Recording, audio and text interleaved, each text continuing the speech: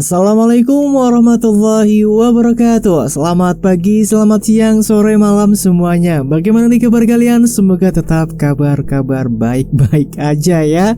Oke, seperti biasa, saya di sini hadir untuk kalian untuk menceritakan sebuah cerita horor. Dan yang kali ini masih dengan judul yang sama, yaitu Nyi Priketek.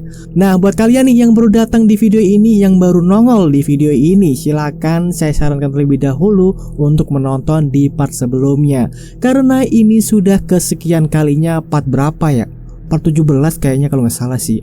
Nah, buat kalian nih yang sudah menunggu, yang sudah nggak sabar untuk menanti-nanti kelanjutan dari cerita Nyi Priketek ini, inilah saatnya kita akan melanjutkan cerita lagi di sini. Oke, tanpa langsung banyak basa-basi lagi, langsung aja kita mulai ke ceritanya.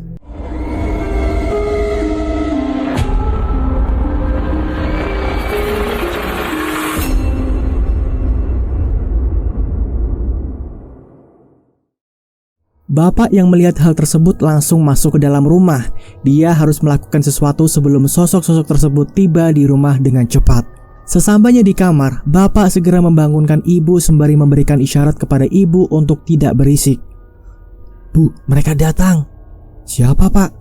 "Mereka yang berada di alas wingit sudah bermunculan. Kita harus segera keluar dari rumah ini." Ibu pun segera menggendong tubuh Mas Rahardian. Mereka berencana untuk meninggalkan rumah dan menuju ke tempat Raden Kunchoro yang berada di sebelah rumah mereka. Akan tetapi, belum juga mereka keluar rumah, tiba-tiba seluruh lampu yang berada di rumah mati dengan sendirinya. Ibu pun berteriak karena panik hingga membuat Mas Rahardian terbangun. Dari luaran rumah, sayup-sayup suara derap langkah kaki terdengar jelas. Bapak pun menyuruh kepada ibu untuk berhenti sejenak. "Tunggu di sini, sembunyi di dalam lemari." Ibu dan Mas Rahardian pun bersembunyi di dalam lemari yang berada di dalam kamar. Sedangkan Bapak, dia mencari cara untuk bisa mendapatkan penerangan. Malam itu, keadaan benar-benar dalam keadaan mencekam. Tidak ada yang tahu apa yang akan terjadi selanjutnya kecuali takdir yang menentukan keberadaan mereka saat itu. Saat ibu dan Mas Rahardian masuk ke dalam lemari, dia teringat akan kejadian sewaktu serangan terdahulu saat dimana jin kala ireng menyerang rumah mereka. Ibu berharap ada pertolongan lain yang dapat mengusir seluruh para penghuni alas wingit yang sekarang sedang berada di sekitaran rumah. Keadaan yang gelap membuat Bapak kesulitan untuk mencari alat penerangan senter untuk menunjukkan jalan keluar. Bapak terus berusaha sebisa mungkin untuk mendapatkan senter agar dirinya bisa keluar bersamaan dengan ibu dan juga Mas Rahardian. Sangat sulit rasanya ketika dalam keadaan gelap Bapak mencari barang yang secara letaknya sendiri juga masih belum jelas. Langkah kaki Bapak pun menuju ke sebuah ruangan depan. Bapak meraba-raba tembok agar bisa menuju ke ruangan tersebut. Tidak lupa pula, dia membaca doa agar terhindar dari gangguan para sosok alas wingit yang telah mengepung rumah secara total. Tepat saat Bapak berada di ruangan depan, kedua tangannya langsung mengarah ke bagian depan. Perlahan kedua tangan Bapak mencari-cari sesuatu yang ada di sekitaran untuk dijadikan tempat untuk merayap kedua tangannya. Akan tetapi, tepat beberapa langkah kemudian, kedua tangan Bapak menangkap sesuatu. Kedua tangannya menyentuh sesuatu yang belum pernah Bapak ketahui sebelumnya. Dia juga merasa ada yang aneh dengan sentuhan kedua tangannya terhadap apa yang ada di depannya saat ini. Rasanya Bapak seperti memegang sesuatu yang bersifat basah, berlendir, dan berbau amis. Sontak saja hal itu membuat Bapak menarik kedua tangannya dan memperlihatkannya tepat di hadapan matanya. Apa ini? Kok warnanya merah? Saat Bapak mengalihkan pandangannya ke arah depan, tiba-tiba ada sesuatu yang muncul tepat di hadapannya sembari berteriak. Bapak yang melihat itu langsung terkejut. Saking terkejutnya, Bapak pun terjatuh dan tepat di belakangnya ada sesuatu yang sedang berdiri. Lalu tak lama kemudian, saat Bapak menghadapkan wajahnya ke arah atas, tiba-tiba ada sosok yang sedang mengarahkan wajahnya tepat ke arah wajah Bapak. Sosok itu kemudian mengeluarkan cairan dari mulutnya dan menumpahkannya tepat di wajah Bapak. Bapak pun segera mundur ke arah belakang sembari membersihkan wajahnya dari cairan yang berbau amis tersebut. Hingga akhirnya posisi Bapak terpojokkan. Bersama dengan itu, lampu yang awalnya mati kini menyala kembali tepat saat puluhan sosok dari alas wingit sudah berdiri di hadapannya. Mereka semua menundukkan kepalanya dan melonggarkan barisan bagian tengah seperti mempersilahkan seseorang berjalan menuju ke arah Bapak. Tidak, kalian mau apa? Tak lama kemudian, seorang pria dengan mengenakan tudung kepala berjalan tepat di bagian tengah tersebut. Dia kemudian menundukkan badannya seperti memberi salam khusus kepada Bapak. "Selamat datang, Arto." Siapa kau? Kau tidak akan pernah mengenaliku, namun aku sangat mengenalimu. Selamat datang di desa kami. Kamu sudah mengerti kan mengapa aku membawa para demit yang berasal dari alas wingit itu? Ucap pria misterius itu. Bapak hanya terdiam. Tubuhnya bergetar hebat saat pria tersebut mengetahui namanya. Mungkinkah memang pria tersebut sudah mengetahui namanya, atau memang ada orang lain yang memberitahu nama bapak kepada pria misterius tersebut? Aku akan beritahu terkait kedatanganku malam ini. Rasanya kita sudah pernah bertemu sebelumnya kan? Tanya pria misterius itu. Apa maksudmu? Menurutmu, apakah reuni kedua kita akan sangat berkesan? Atau ada reuni-reuni lainnya yang nantinya akan membuat kita semakin erat untuk bertemu? Bapak masih belum mengerti maksud dari pria misterius tersebut. Dari suaranya, Bapak tidak mengenali siapa pria tersebut. Kematian Mbah Jayo adalah petaka awal dari desa ini. Akan tetapi, sebelum kau tahu tentang desa Alas Wingit, keluargamu dan orang-orang yang masih dalam keturunanmu, mereka semua pernah bersekutu dengan kami. Bapak terkejut mendengar hal itu. Apa yang baru saja dikatakan oleh pria misterius tersebut merupakan sebuah hal yang tidak mungkin terjadi dalam pikiran Bapak. Apakah memang ada hubungannya antara pria misterius ini dengan keluarga Ningrat atau mungkin keluarga Brotoseno? Pria misterius itu kemudian terdiam sejenak. Dia menggerakkan jari telunjuknya ke arah samping kanan Bapak. Aku masih menghormati sosok yang berada di belakangmu saat ini. Jika sosok itu tidak ada, mungkin keluargamu akan habis dan tidak tersisa. Seperti dua orang warga yang meninggal secara mengenaskan itu. Mendengar kalimat sombong yang diucapkan oleh pria misterius itu, Bapak pun berusaha bangkit dan berniat untuk menghajarnya. Namun, baru saja niatan itu muncul, tiba-tiba seluruh lampu yang berada di rumah langsung padam dengan sendirinya. Aku mengetahui apa yang kau pikirkan dalam hati dan pikiranmu. Sesuatu yang kau ingin sampaikan dan belum terucap. Itu bagaikan suara angin yang berhembus di telingaku. Tiba-tiba, tubuh Bapak merinding seketika. Dia baru mendapati manusia yang memiliki sebuah ilmu kanuragan yang bahkan tingkatannya melebihi Kang Waris. Jika tubuhmu mencoba untuk bergerak dan menghajarku saat itu juga, mungkin jeroanmu sudah hancur dengan satu pukulanku. Bapak hanya terdiam dan tidak bisa berkata apa-apa. Dia terkejut saat mendengar apa yang baru saja pria misterius itu katakan. Jadi, inikah keilmuan yang dimiliki oleh pria misterius itu? Sampai-sampai dirinya mampu membunuh Mbah Jayo dan menggerakkan seluruh demit Alas Wingit. Benar-benar mengerikan. Ini sudah bukan level manusia lagi. Menurut Bapak, tingkatan ini sudah termasuk tingkatan penyatuan antara dirinya dengan ilmu kanuragan yang mungkin dipelajari olehnya. Bukan hanya itu saja, segala sesuatu yang dipikirkan dan direncanakan oleh Bapak, semuanya diketahui dengan cepat. Bapak sendiri merasa tidak berdaya dengan hal itu. Untungnya, pria misterius tersebut mengatakan terhadap sesuatu yang berada di belakang Bapak. Itu artinya ada sesuatu yang memang saat ini sedang menjaga dan melindungi Bapak. Tidak lama kemudian muncullah sebuah kabut sebagai tanda kepergian mereka. Kemunculan kabut ini memang sebagai tanda yang istimewa dari mereka agar bisa mengelabui musuh dan tidak berkeinginan untuk melanjutkan apa yang ingin dilakukan olehnya sendiri. Malam itu, Bapak tersadarkan atas banyak kejadian di mana Alas Wingit sendiri adalah tempat yang penuh dengan kutukan. Namun, terciptanya kutukan itu sendiri juga menjadikan keuntungan dan kerugian bagi kedua belah pihak. Ada pihak yang sengaja menjadikan itu sebagai alat senjata baginya. Mereka memanfaatkan apa-apa yang berada di Alas Wingit untuk dijadikan sebuah kekuatan baru yang nantinya bertujuan untuk kepentingan mereka sendiri. Tak lama kemudian, lampu menyala secara serentak. Lantai pun penuh dengan darah kambing yang bercecer di mana-mana. Bapak pun segera menuju kamar untuk mengetahui keadaan ibu dan juga Mas Radian. "Bu, ibu!" teriak Bapak. Ibu pun langsung keluar dari lemari sembari menggendong Mas Radian yang masih ketakutan. Dia tidak menyangka jika semua sudah usai dan keadaan sudah aman kembali seperti sedia kala. "Pak, bagaimana? Astagfirullah, muka Bapak kenapa? Kok banyak darahnya?" "Ini gak penting, Bu. Ada banyak hal yang ingin aku ceritakan kepada ibu." Bapak pun menyuruh ibu untuk berdiam diri di kamar sembari menunggu cerita dari Bapak terkait penghuni Alas Wingit dan misterinya. Bapak juga segera membersihkan tubuhnya dari darah yang membasahi wajahnya akibat muntahan dari sosok yang mengeluarkan banyak darah tepat di wajahnya. Setelah Bapak membersihkan bekas darah yang menempel di wajah, dia pun segera menuju kamar dan membicarakan sesuatu yang dia dapatkan dari pria misterius itu. "Bu, aku tahu terkait teka-teki desa ini dan mengapa di desa ini terdapat kutukan yang sangat mengerikan. Maksud Bapak apa?" "Ibu tahu kan, kematian Mbah Jayo ternyata bukan awal mula dari petaka itu. Akan tetapi, ternyata keluarga Brotoseno dan keluarga Ningrat masih memiliki hubungan dan keterkaitan dengan desa ini.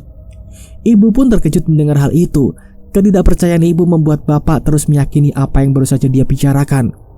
Terlebih lagi, Bu, ada hal lain yang masih belum kita ketahui tentang penumbalan bayi yang dilakukan setiap ada orang yang hamil. Sempat terfikirkan oleh bapak terkait penumbalan bayi yang dilakukan oleh pria misterius itu. Kemungkinan besar saat dimana keterkaitan antara keluarga Brotoseno serta keluarga Ningrat itu ada sesuatu yang tidak diketahui oleh bapak. Ini adalah tentang kesepakatan dan perjanjian. Ibu kemudian mengingat sesuatu. Dia mengingat sebuah aksara yang disebut-sebut sebagai kunci dari teka-teki ini berlangsung. Jika mungkin itu terjadi, berarti keluarga Brotoseno dan keluarga Ningrat melakukan sebuah kesepakatan dan perjanjian terhadap demit alas wingit ini. Dan perjanjian itu adalah penumbalan bayi. Pantas saja saat dimana ibu masih mengandung Mas Radian ketika berada di rumah keluarga Ningrat, hal pertama yang diincar oleh mereka adalah bayi dari ibu sendiri. Pengincaran itu tepat dilakukan di malam purnama, di mana saat hal-hal yang tidak terduga terjadi. Akan tetapi, ada sesuatu yang masih bapak belum ketahui lebih lanjut akan hal tersebut. Tetapi Pak, mengapa saat tragedi itu berlangsung, sosok yang menyerang ibu adalah Jin Kala Ireng? Bapak baru ingat akan hal itu tepat saat di mana malam itu bayi yang berada di dalam kandungan ibu ingin diambil oleh sosok Jin Kala Ireng. Apa jangan-jangan bapak pun segera keluar dari rumah. Dia ingin mengetahui sesuatu yang berada di luaran. Jika memang benar apa yang dipikirkannya, kemungkinan besar teror-teror selanjutnya belum usai sampai di sini. Dan benar saja, saat bapak melihat luaran rumah, dia terkejut saat melihat puluhan burung sudah berjatuhan tepat di depan rumahnya. Yang lebih mengerikan, bapak melihat banyak sekali jejak kaki aneh seperti orang yang sedang menyeret-nyeret kakinya menuju ke rumah bapak. Lain hal dengan itu, hembusan angin yang awalnya tenang kini berubah drastis menjadi sangat kencang. Pepohonan juga bergoyang-goyang seperti tidak pada umumnya karena hembusan kencang dari angin tersebut. Astagfirullah. Desa Alas Wingit yang dikenalnya sebagai desa aman kini berubah kembali menjadi desa yang penuh dengan teror dan kematian. Keesokan harinya, bapak pun berencana ingin membahas hal ini kepada Raden Kunchoro. Dia meminta kepada Raden Kunchoro untuk membantunya dalam memecahkan teka-teki yang sangat rumit ini. Belum lagi dengan keadaan desa yang semakin tidak aman, bapak meyakini ada banyak komplotan yang mulai bermunculan terkait orang-orang yang berada di desa ini. Jika awalnya bapak meyakini bahwa Kang Didi adalah pelaku atau topeng di balik pria misterius tersebut, kini bapak meyakini hal lain, bahwa di desa ini ada sekumpulan orang yang mana mereka semua dulunya bekerja sama dengan keluarga Brotoseno dan juga keluarga Ningrat. Mas yakin kalau mereka semua mulai bermunculan? Lalu, apakah selama ini kita dikurung di desa ini? Tanya Raden Kunchoro. Aku belum tahu pasti akan hal itu. Tapi perihal dengan apa yang baru saja pria misterius itu katakan semalam, dia tidak sendirian. Ada orang lain yang mungkin saja membawa kita semua untuk masuk ke dalam desa ini. Maksud Mas gimana? Kehadiran kita memang sudah direncanakan. Pelarian kita ke desa ini juga sudah diperhitungkan. Tidak ada tempat yang aman di dunia ini selama manusia yang memiliki hati bak iblis terus berkeliaran dan menebarkan kematian di tiap langkahnya. Raden Kunchoro memahami akan hal itu. Dia juga tahu betul bahwa kehadiran dari saudaranya ini sangat dinanti-nantikan oleh mereka yang memang berambisi penuh untuk menubalkan keluarganya. Tidak lama kemudian, Nyi Rati datang membawa makanan. Mereka semua terbiasa untuk makan bersama sembari membahas hal-hal yang sangat rumit di desa ini. Apakah ada warga di sini yang sedang hamil? Tanya bapak kepada Nyi Rati. Untuk sementara ini, baru istrimu saja, Mas. Akan tetapi, aku juga merasa aneh dengan desa ini sebelumnya. Maksudnya? Nyi Rati pun duduk sejenak. Dia kemudian mengatur nafasnya dan berulang kali berupaya untuk menjelaskan secara teratur. Kemarin aku mencoba untuk mengecek tiap rumah warga yang mungkin saja ada orang yang sedang hamil, namun tidak terbuka. Namun, betapa terkejutnya aku saat melihat di tiap depan rumah mereka terdapat sebuah gundukan tanah yang masih basah. Bapak, Raden Kunchoro, dan juga ibu terkejut mendengar penuturan yang baru saja disampaikan oleh Nyi Rati. Bukan hanya itu saja, aku juga melihat para wanita di desa ini begitu sangat murung wajahnya. Anak-anak yang semula ramai kini dikurung di dalam rumah semenjak kejadian itu. Semenjak kejadian yang baru saja meneror warga baru-baru ini, banyak warga yang enggan melakukan sosialisasi atau keluar rumah. Mereka lebih banyak menghabiskan waktunya di rumah dan menghindari konflik besar yang sedang terjadi di desa Alaswingit ini. Terlebih lagi, ternyata kejadian ini sudah diperhitungkan oleh para warga. Kemungkinan besar, wanita-wanita yang sedang hamil dipaksa untuk menggugurkan kandungannya lebih dulu dibanding mendapatkan teror yang mengerikan dari penghuni Alaswingit. Lalu, apa rencana Mas Arto selanjutnya? Bapak hanya terdiam. Dia belum memiliki rencana terkait penghentikan teror ini. Bapak sendiri masih belum yakin jika urusan ini diselesaikan dengan dirinya sendiri. Dia mungkin membutuhkan seseorang sekelas Kang Waris untuk bisa memberikan solusi terkait konflik yang sedang dihadapinya. Kita bukan menghadapi satu atau dua orang biasa. Kita menghadapi komplotan orang-orang yang memiliki kanuragan ireng. Mereka yang memiliki kanuragan ireng pasti ada hubungannya juga dengan keluarga Brotoseno dan keluarga Ningrat. Mereka semua mengaku paham. Apa yang baru saja Bapak katakan adalah sebuah fakta yang selama ini tertutupi. Mereka semua baru menyadari semenjak Bapak mendapatkan sebuah welingan atau isyarat dan petunjuk terkait hal-hal yang terjadi di masa lalu di desa ini. Bisa jadi desa ini akan menjadi desa pertumpahan darah untuk kedepannya, ucap Bapak dengan lirih. Maksud Bapak akan ada banyak korban lagi seperti yang terjadi di rumah keluarga Ningrat itu? Tanya ibu. Benar, kita bagaikan burung yang sudah disangkarkan. Kita tidak terjebak, namun lebih tepatnya, kita semua digiring menuju satu tempat dan dikumpulkan menjadi satu. Entah apa yang aku pikirkan benar atau salah, yang pasti, ada dua kemungkinan yang akan terjadi di desa ini. Dua kemungkinan. Satu, orang-orang yang masih memiliki hubungan dengan kita akan berdatangan ke desa ini. Dan terakhir, Bapak memotong pembicaraan sejenak. Sembari menyeruput kopi, Bapak menatap satu persatu orang-orang yang sekarang berada di dekat dengannya. Tumbalnya adalah kita semua. Oke teman-teman, kita berpindah sudut pandangnya. Kita beralih ke Kang Waris. Sementara itu, Kang Waris dan juga Jaja masih mencari-cari informasi terkait keberadaan Bapak dan juga Ibu. Dia mencoba untuk mencari ke desa-desa yang mungkin saja menjadi sebuah tempat persembunyian dari Bapak dan Ibu. Perjalanan mereka berdua belum usai. Mereka terus mencari cara agar bisa membalikkan keadaan dan setidaknya bisa menghentikan pesugihan yang dilakukan oleh Raden Angkoro beserta dengan para bawahan yang menjadi pasukan khususnya. Tepat di saat mereka mendapati sebuah gapura, mereka berdua berasa ada yang berbeda dengan desa tersebut. Kamu pernah ke desa ini sebelumnya? Tanya Kang Waris kepada Jaja. Desa Alaswingit. Aku baru mendengar nama desa yang aneh ini. Aku juga baru tahu. Bukannya tempat ini dulunya adalah sebuah hutan. Tapi kabarnya di desa ini ada sebuah tragedi aneh. Tragedi aneh? Apa itu, Kang? Iya, sesepuh di desa ini meninggal dunia karena ditumbalkan oleh seseorang. Jaja yang mendengar hal tersebut langsung terkejut. Dia baru tahu pemberitaan semacam itu, yang mana seharusnya pemberitaan semacam ini adalah sebuah air terbesar bagi desa dan juga warganya. Dari kejauhan, Kang Waris melihat ada seorang wanita yang sedang mampir ke sebuah warung. Kang Waris berencana untuk menanyakan terkait desa ini kepada wanita tersebut. Siapa tahu dia bisa mendapatkan informasi lebih dari wanita tersebut. Assalamualaikum, sapa Kang Waris kepada wanita tersebut. Waalaikumsalam, jawab wanita itu. Kang Waris pun langsung menanyakan terkait desa yang baru saja dia singgahi. Kalau boleh tahu, siapa sesepuh di desa Alaswingit ini? Sebelumnya, Kisanak ini siapa? Tanya wanita itu kepada Kang Waris dan juga Jaja. Perkenalkan, aku Waris. Aku datang dari perkotaan dan sengaja datang jauh-jauh ke desa ini untuk mencari seseorang yang mungkin saja menetap di desa ini. Saya Arumi, warga desa ini, ucap Mbak Arumi dengan ramah dan murah senyum. Dan ini Jaja. Dia sudah saya anggap sebagai saudara saya sendiri.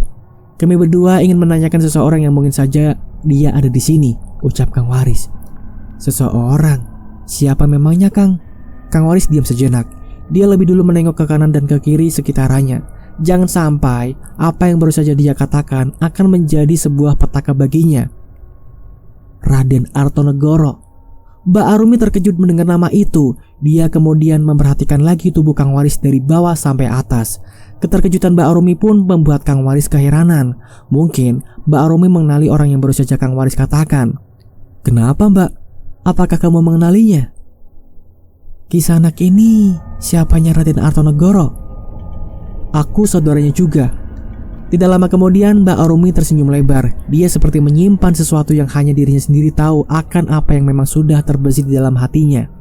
Aku tahu warga yang bernama Raden Artonegoro itu. Mau ku antar sekarang? Oh, boleh Mbak. Akhirnya Mbak Arumi pun mengantarkan Kang Waris dan juga Jaja untuk menuju ke rumah Raden Artonegoro. Akan tetapi dari kejauhan ada 5 orang yang sudah berdiri tepat di depan gapura desa tersebut. Rencana kita berhasil, ucap salah satu di antara kelima orang tersebut. Jaja seperti merasa aneh dengan sesuatu yang berada di belakangnya. Dia seperti merasakan kehadiran banyak orang yang sedang memantaunya dari kejauhan. Perlahan Jaja pun menengok ke arah belakang tepat di pintu masuk gapura desa tersebut. Akan tetapi saat Jaja menengok ke arah belakang, dia tidak menemukan seseorang pun yang berada di depan desa gapura tersebut. Mungkin ini perasaanku saja. Desa Alaswingit akan menjadi desa yang menentukan 2 ranah sekaligus awal mula dari konflik terbesar yang mengarahkan ke banyak pihak. Mereka yang berada di desa ini akan dituntut untuk menentukan 2 pilihan, menjadi tumbal atau bertahan hidup. Itulah 2 pilihan berat bagi siapa saja yang menempati desa ini. Dan itulah teman-teman ceritanya. Untuk part kali ini kita sudahi sampai di sini dulu ya teman-teman. Terima kasih banget nih buat kalian yang sudah menyimak dari awal sampai akhir. Nah, buat kalian nih yang sudah nonton cerita ini, absen dong dari mana aja, dengan siapa dan kotanya di mana. Misalnya Pak Sugiono dari Kota Magelang, misalkan Bu Sari dari Kalimantan Tengah, dan lain sebagainya. Jadi seperti itu ya teman-teman. Mungkin saya di sini akan undur pamit dulu, sampai jumpa di video berikutnya. Wassalamualaikum warahmatullahi wabarakatuh. Selamat bermimpi.